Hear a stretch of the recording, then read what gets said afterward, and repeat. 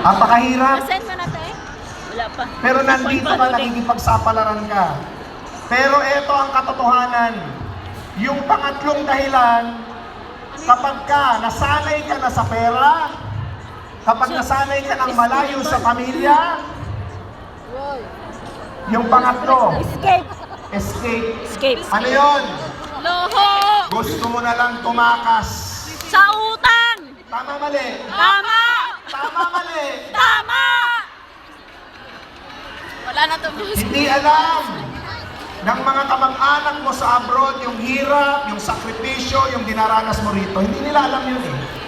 Wala silang idea doon. Nakikita lang Kaya masaya. ikaw, imbis na magplano kang umuwi sa Pilipinas, mag-for good, ano pinipili mo? Stay. Mag-stay na lang kasi gusto mo nang takasan yung mga Problema tatlong na. bagay.